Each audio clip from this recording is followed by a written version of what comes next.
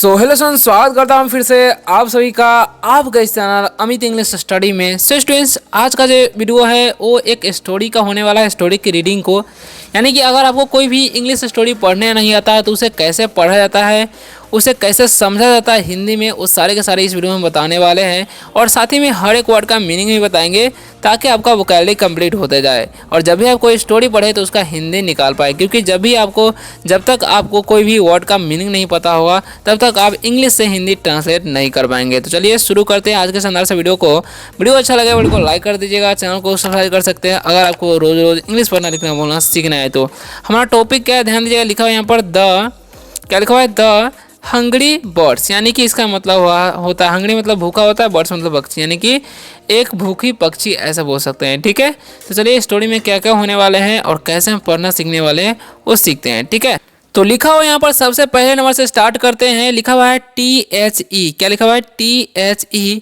तो इसे हम लोग पढ़ते हैं द, क्या पढ़ते हैं जी, द बेबी। क्या लिखा है, the baby, the baby bird, the baby bird the baby bird was in his nest। अब इसका मतलब क्या होगा वो ध्यान से समझिए हर एक वर्ड का मीनिंग के साथ। द का मीनिंग नहीं होता, बेबी मतलब होता है बच्चा। ठीक है, बेबी मतलब क्या होता है जी, बेबी का मतलब होता है बच्चा।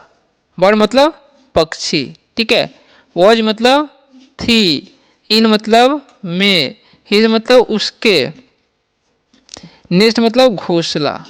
ठीक है, तो क्या होगा, इसका मतलब क्या होगा वो ध्यान से समझिए, है ना। क्या लिखा हुआ है, the baby bird was in his nest, यानी कि एक बच्ची पक्षी जो है अपने घोंसले में थी। ठीक है, अब आगे क्या होता है वो ध्यान से समझिए, है ना।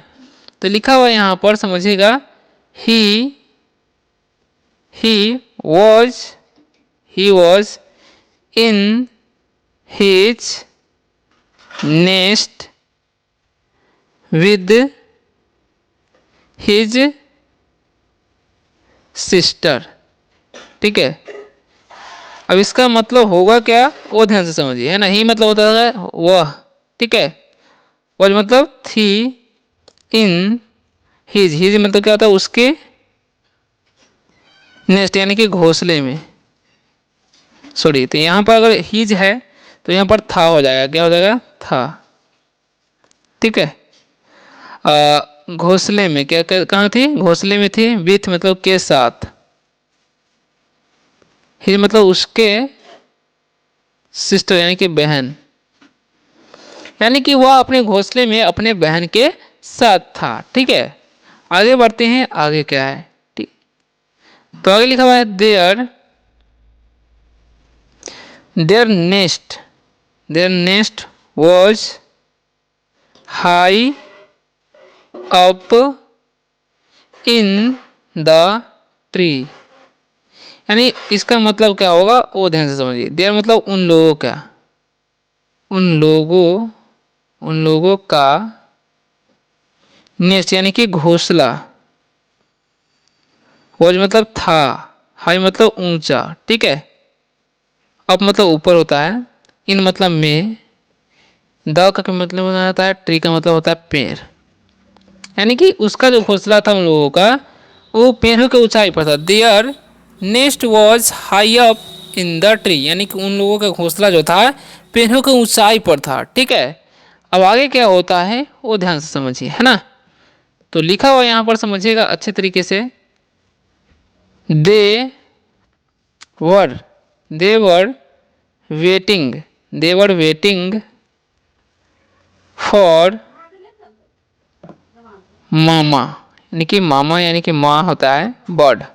ओके, अब इसका मतलब क्या हो जाएगा वो ध्यान से समझिए, है ना। तो दे मतलब वे लोग, वर मतलब थे, वेटिंग मतलब इंतजार कर रहे। ठीक है, वर्ब का चौथा रूप है इसीलिए इंतजार कर रहे हो जाए। फॉर मतलब के लिए, मामा मतलब माँ यानी कि माँ के लिए, बर्ड मतलब पक्षी। ओके, तो इसका मतलब क्या हो जाएगा वो समझिए। ठीक है, तो दे वर वेटिंग यानी कोई लोग इंतजार कर रहे थे, प्रतीक्षा कर रहे थे, फॉर मतलब के लिए, मम्मा बर्ड, यानी कि मम्मा बर्ड के लिए यानी कि उसकी माँ के लिए प्रतीक्षा कर रहे थे दोनों भाई बहन, ठीक है, पक्षी जो थी वो। ओके, अब आगे क्या लिखा हुआ है ध्यान से समझिए। Mom, mom always, mom always, mom always brought, mom always brought them food, ठीक है, फूड। अब इसका मतलब क्या हो जाएगा वो समझिए। मॉम मतलब होता है माँ, ऑलवेज मतलब हमेशा, ठीक है, ब्राउट मतलब लाती थी, लाती, ठीक है, थी, दे मतलब उनके लिए, फूड मतलब भोजन। ओके, अब इसका मतलब हो गया समझिए। मॉम ऑलवेज यानी कि मम्मा, मम्मा जो थी माँ थी हमेशा, ब्राउट यानी कि लाती थी, देम फूड यानी कि माँ जो है उनके लिए हमेशा फूड लाती थी यानी कि भोजन लाती थी, ठीक है। अब आगे क्या होता है ध्यान से समझिए। ओके, तो अगर आगे का पैराग्राफ है वर देवर हंगरी, देवर हंगरी, इसका मतलब क्या होगा वो समझिए, है ना, यानी कि वे लोग, वे लोग, वे लोग थे, हंगरी यानी कि भूखे, यानी कि वे लोग भूखे थे। कौन लोग? वे पक्षी लोग, ठीक है। दे वर हंगरी यानी कि वे लोग भूखे थे। ओके, आगे बढ़ते हैं। आगे क्या लिखा हुआ? वैन वुड, वेन वुड, यहाँ पर एल साइलेंट होता है। Mom, mom come home, come home, ठीक है। अब इसका मतलब क्या होगा वो समझिए। वेन मतलब जब, वुड मतलब चाहेंगे होता है, ठीक है। मॉम मतलब माँ, कम मतलब आई, आना होता है, सॉरी, होम मतलब घर। ओके, तो when would mom come home यानी कि जब माँ घर आएगी, वुड सी ब्रिंग देम ए वोम, ठीक है। वुड मतलब तो चाहेंगे होता है, ठीक है। सी मतलब वह, ब्रिंग मतलब लाना होता है, और देम मतलब उनके, ये मतलब एक, वह मतलब होता है गर्म। ओके,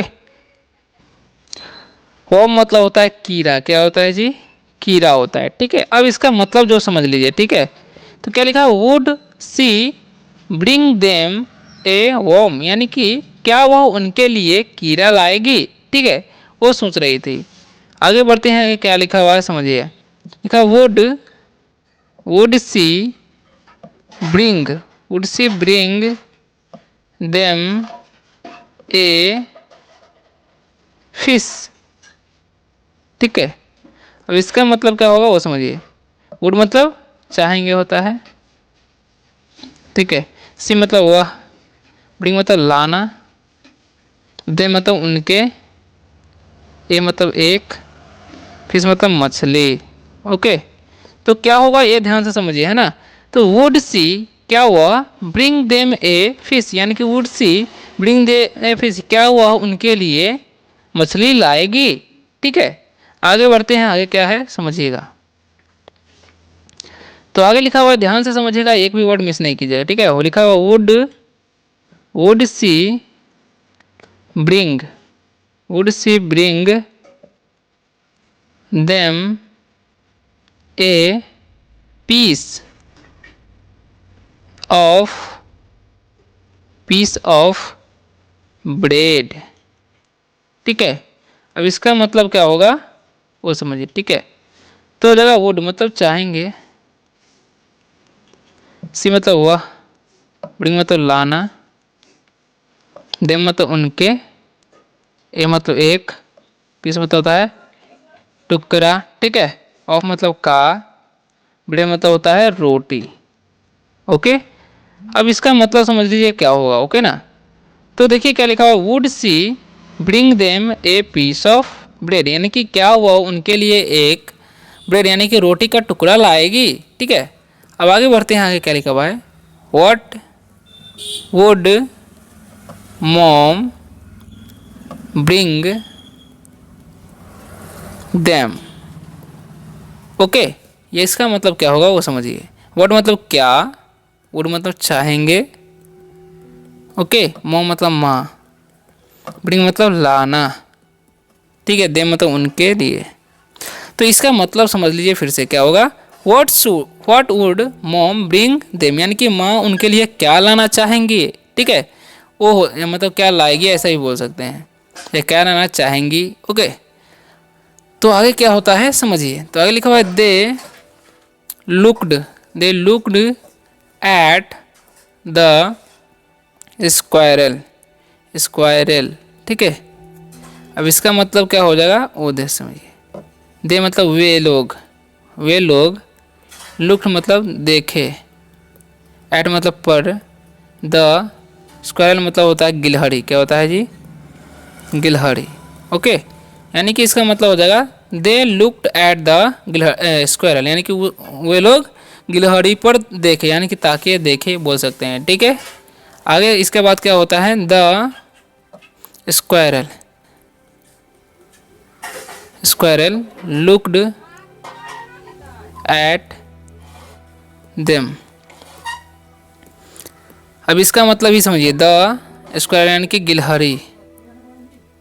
गिलहरी लुक्ड मतलब देखी, ठीक है, एट मतलब पर, दे मतलब उनके पर, यानी कि इसका मतलब क्या हो जाएगा वो समझिए, ठीक है। The squirrel looked at them, यानी कि गिलहरी उन लोगों पर देखी, ठीक है।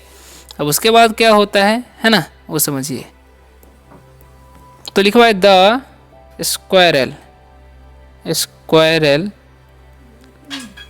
Squirrel put a nut in their nest. Okay, अब इन सभी का मतलब समझ लीजिए। द स्क्वायरल मतलब गिलहरी, ठीक है, गिलहरी, पुट मतलब रखना होता है इसका मतलब, ए मतलब एक, नट मतलब होता है सुपारी, देयर मतलब उन लोगों के, ठीक है, नेस्ट यानी कि घोंसला।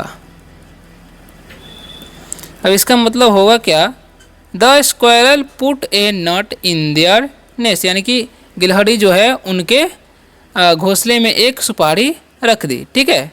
आगे क्या होता है समझिए। The birds looked at the nut. Okay, अब इसका मतलब क्या होता है वो ध्यान से समझिए, है ना। द बर्ड्स यानी कि द का कोई मीनिंग तो होता नहीं है, बर्ड्स मतलब पक्षी, लुक्ड मतलब देखी, ठीक है, एट मतलब पर, द नट मतलब सुपारी। ओके, अब इसका मतलब होगा क्या वो समझिए, है ना। The birds looked at the nut, यानी कि पक्षी जो है सुपारी पर देखी, ठीक है। अब इसके बाद क्या होता है वो समझिए, है ना। लिखा हुआ है how could they eat a nut. Okay, अब इसका मतलब क्या होता है वो समझिए। हाउ मतलब कैसे, कुड मतलब सकेगी, दे मतलब वे लोग, ईट मतलब खा बोल सकते हैं, ठीक है, ये मतलब एक, नट मतलब सुपारी। ओके, अब इसका मतलब क्या हो जाएगा वो समझिए, है ना। तो क्या हो गया, how could they eat a नट, यानी कि वे लोग सुपारी कैसे खा सकेगी, ठीक है, क्या कैसे खा सकते हैं ऐसे बोल सकते हैं, ठीक है। तो आगे क्या लिखा हुआ है, they didn't have strong teeth, ठीक है। अब इसका मतलब क्या होगा, वे लोग डिंट यानी कि नहीं है, मतलब पास होता है, स्ट्रॉन्ग मतलब मजबूत, ठीक है, टीथ मतलब दांत। अब इसका मतलब क्या होगा वो समझिए ध्यान से। They didn't have strong teeth, यानी कि उन लोगों के पास मजबूत दांत नहीं थे क्योंकि वो लोग बच्चे थे इसीलिए, ठीक है। द स्क्वायरल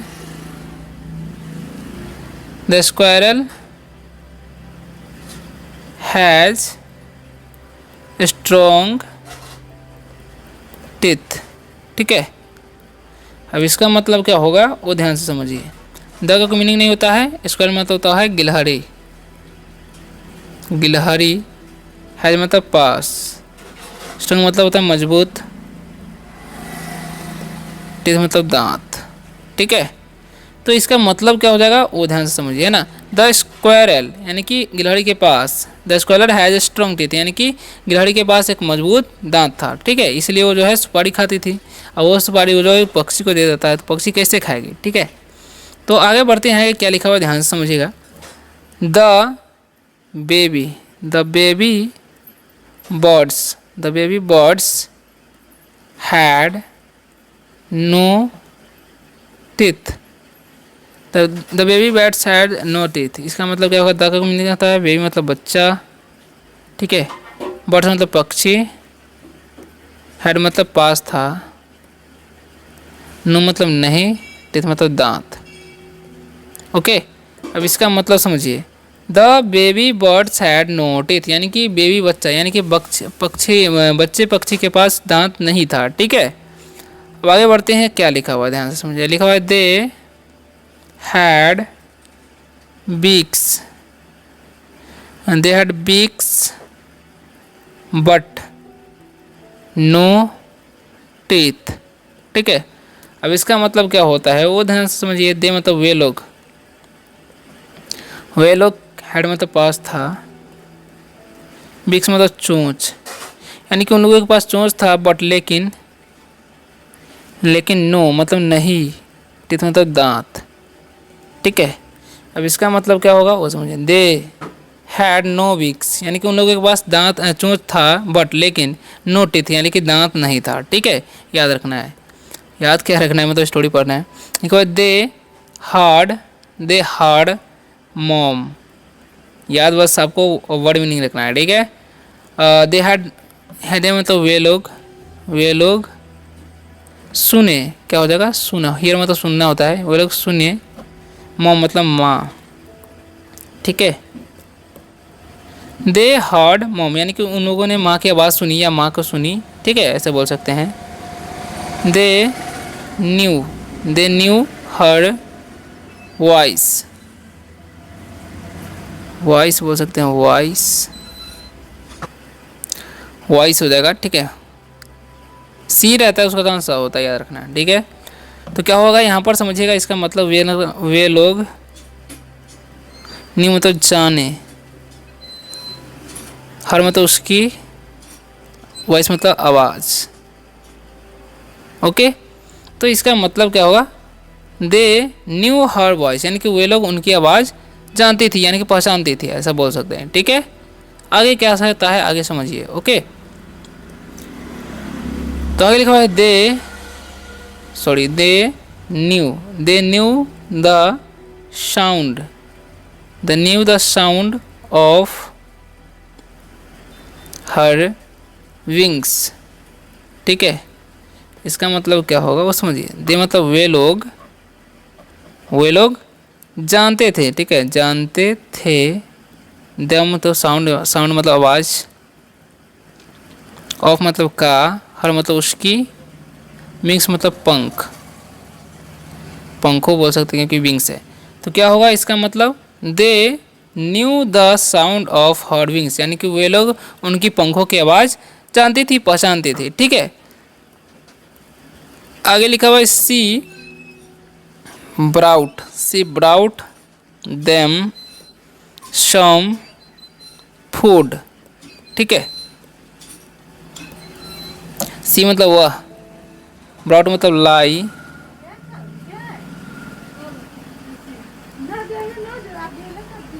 दे मतलब उनके, सम मतलब कुछ, फूड मतलब भोजन। अब इसका मतलब क्या होता है समझिए। सी मतलब सी ब्राउट देम सम फूड यानी कि वह जो थी उसकी माँ, वे कुछ भोजन उनके लिए लाई। ठीक है, अब आगे क्या होता है ध्यान से समझिए, है ना। तो क्या लिखा हुआ है यहाँ पर समझिएगा, अब लास्ट ही होने वाला है। लिखा हुआ है इट वॉज स्टिल वार्म हो जाएगा यहाँ पर।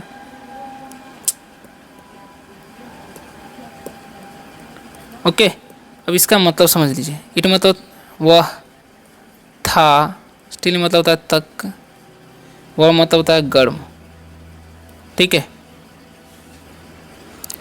इट वॉज स्टिल वार्म यानी कि वह अभी भी गर्म था, ठीक है, जो भी भोजन लाई थी। ओके, तो आगे लिखा हुआ है इट वॉज डिलीशियस, डिलीशियस बोलेंगे, डिलीशियस, डिलीशियस। ओके, इट मतलब वह, वॉज मतलब था, डिलीशियस यानी कि स्वादिष्ट, स्वादिष्ट, ठीक है। इसका मतलब क्या होगा, इट वॉज डिलीशियस यानी कि वह स्वादिष्ट था, ठीक है। आगे क्या होता है, it was pizza, it was pizza, ठीक है। इसका मतलब हो जाएगा, इट मतलब वह था पिज्ज़ा, ठीक है, यानी कि वह पिज्ज़ा था। ओके, आगे क्या होता है समझिएगा, इट वॉज पिज्ज़ा विद चीज़, ठीक है। इसका मतलब क्या हो जाएगा वो समझिए, मतलब वह था, क्या था, पिज्ज़ा था, ठीक है, विद मतलब के साथ, चीज़ मतलब पनीर, यानी कि वह पनीर के साथ पिज्ज़ा था, ठीक है। अब आगे बढ़ते हैं, क्या लिखा हुआ है ध्यान से समझिएगा, है ना। तो आगे लिखा हुआ है लास्ट ही है, baby birds, baby birds love pizza with cheese.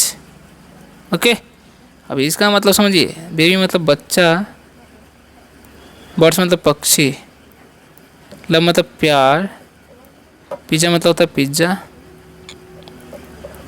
With मतलब के साथ, चीज़ मतलब पनीर। ओके, अब इसका मतलब क्या होता है समझिए, baby birds love pizza with चीज़ यानी कि बच्चे पक्षी जो थी पिज़्ज़ा के साथ पनीर पसंद करती थी, ठीक है, यानी उससे प्यार करती थी, उसे बहुत पसंद था। ओके, अब क्या लिखा हुआ ध्यान से समझिएगा, they were so happy, how delicious, how delicious, ठीक है। अब इसका मतलब क्या हो जाएगा वो समझिए, ठीक है। दे मतलब वे लोग थे, सो मतलब बहुत, हैप्पी मतलब खुश, ठीक है, यानी कि दे वर सो हैप्पी यानी कि वे लोग बहुत खुश थे। हाउ मतलब कैसे, डिलीशियस मतलब होता है स्वादिष्ट, हाउ डिलीशियस यानी कि इसका मतलब होता है कितना स्वादिष्ट। सो स्टूडेंट्स, आशा करता हूँ कि आज के इस वीडियो से आप सबको बहुत ही ज़्यादा हेल्प मिला होगा। वीडियो अच्छा लगा वीडियो को लाइक कर दीजिएगा, चैनल को सब्सक्राइब करके बेल आइकन दबा सकते हैं अगर आपको रोज़ रोज़ इंग्लिश पढ़ना लिखना होना सीखना है तो।